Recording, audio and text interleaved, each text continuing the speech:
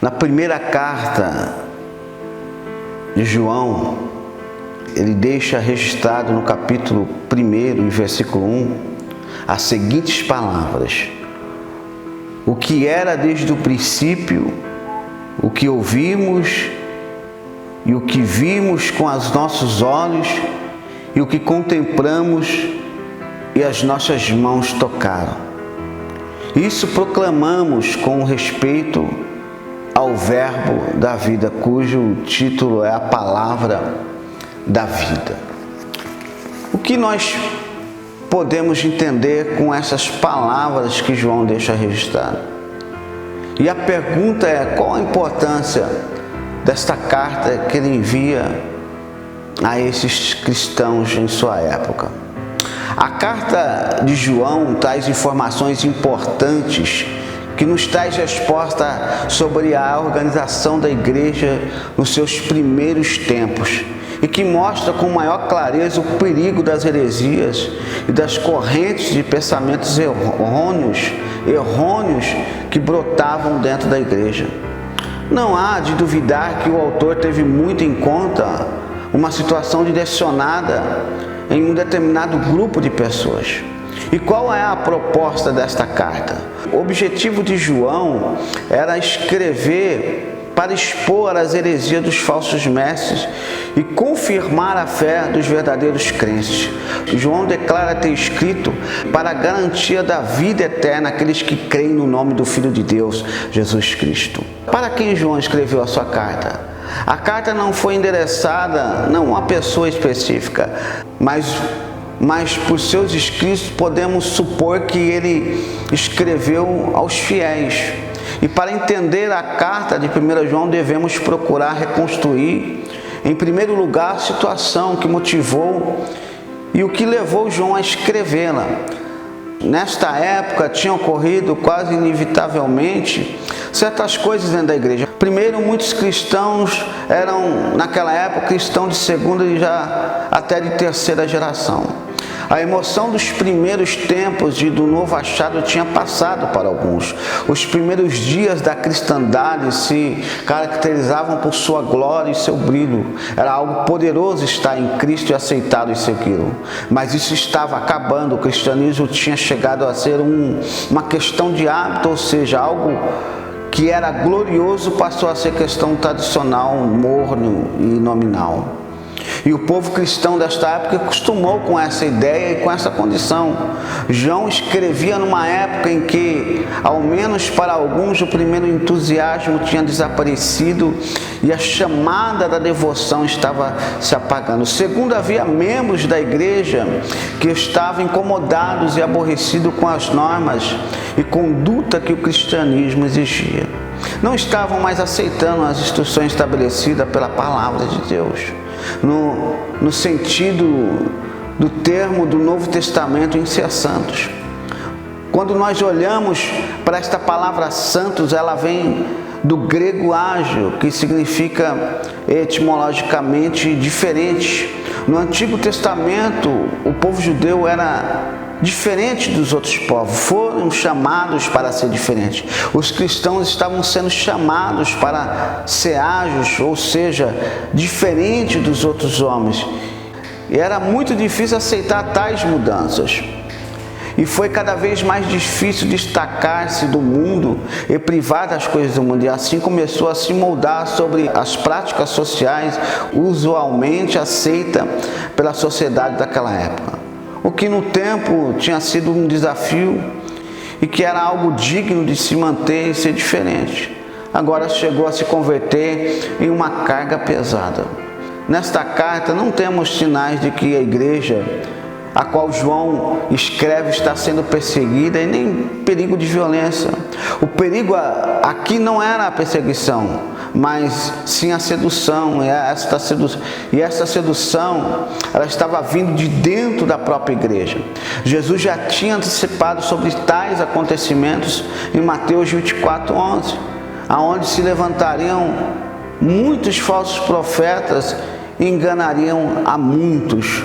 O mal que a carta de 1 João procurava combater não procedia de estranhos que queriam destruir a fé cristã, mas de homens que pensavam que estavam aperfeiçoando, que tinham o desejo de tomar o cristianismo de forma intelectualmente respeitável.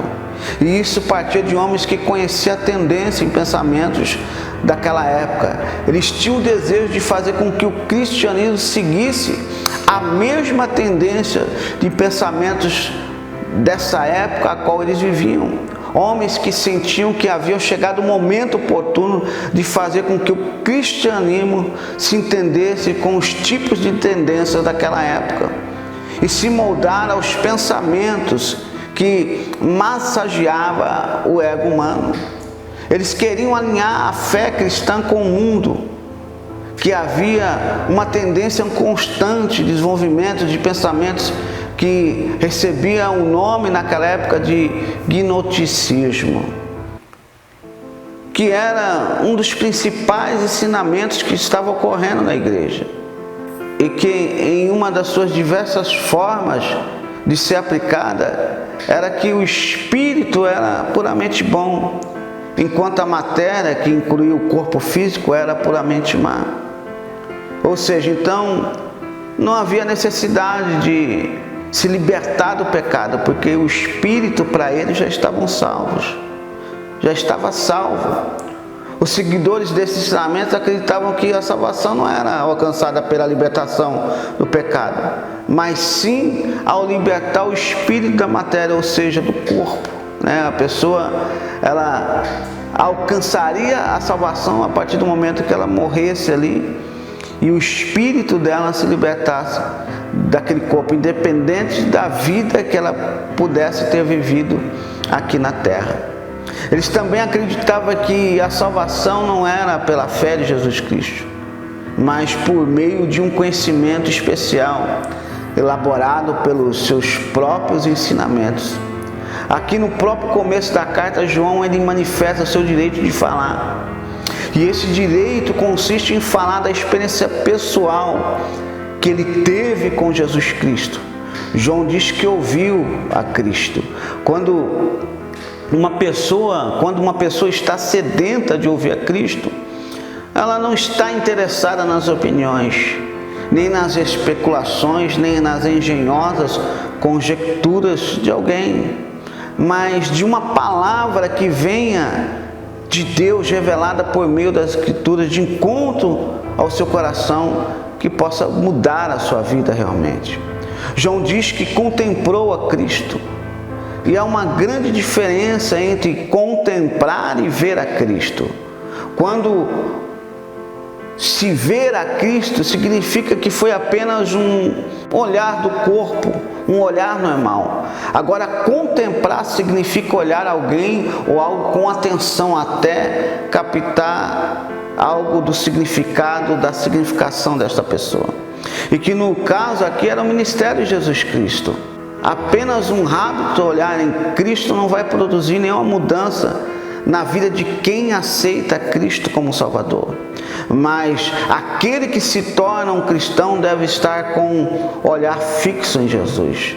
Podemos encontrar exemplos desses acontecimentos na própria Escritura, em Lucas 7:24, quando Jesus fala à multidão a respeito de João Batista, onde Jesus menciona que saíram para ver João no deserto. Esse ver tem um significado que descreve que a multidão, ao contemplar o poder do João, perguntaram entre eles: que podia ser este homem que fazia tais coisas? João diz que as suas mãos tocaram verdadeiramente a Cristo. Como em Lucas 24 e versículo 39, narra como Jesus retornou aos seus discípulos logo depois que ele ressuscitou dos mortos. Ele disse: vede as minhas mãos e os meus pés, que sou eu mesmo, apalpai-me e verificai, porque o Espírito não tem carne nem ossos, como vocês estão vendo, eu tenho. Quando João deixa registrado que tocou em Jesus, ele está refutando mais um ensinamento herético que estava trazendo pensamentos errados acerca de Jesus Cristo, E esse ensinamento era chamado docetismo, que eram pessoas que eram espiritualizadas de tal modo que negavam a natureza espiritual de Jesus, ao ponto de rejeitar o fato de que ele havia vindo à terra em um corpo físico. Eles consideravam o mundo e o corpo físico como vulgares e mau. Portanto, acreditavam que, por ser o divino Filho de Deus, Jesus não poderia ter experimentado as limitações do ser humano. Na visão deles, Jesus Cristo não havia nascido de forma literalmente na carne, nem ressuscitado com corpo físico, e muito menos ter sofrido, a dor da crucificação. João, apóstolo de Jesus Cristo, ele era uma testemunha especial da ressurreição do Senhor Jesus Cristo. E por isso, João inicia sua carta declarando ter visto, ouvido e tocado o próprio Jesus Cristo, para refutar tais ensinamentos que estavam seduzindo alguns cristãos daquela época.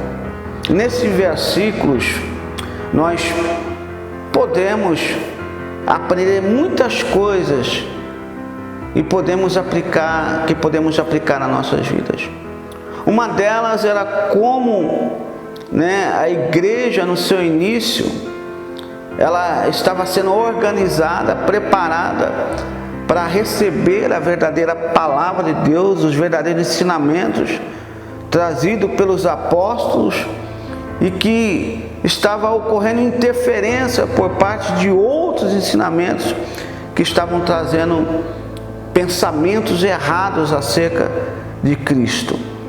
Não é diferente para nossas vidas quando nós começamos errado e quando se propõe no caminho interferências que venham impedir que recebemos os verdadeiros ensinamentos estabelecido pelas Escrituras. Podemos começar uma vida em Cristo de forma errada, terminar de forma errada e, consequentemente, perder até a salvação. Outra questão importante é acerca das pessoas que estavam tão espiritualizadas que chegaram a interferir no processo de salvação que Deus já havia estabelecido por meio de Jesus Cristo. Devemos tomar cuidado com o tipo de espiritualização que estamos envolvidos, que em vez de produzir a salvação, pode nos levar à condenação acerca da nossa caminhada com Cristo.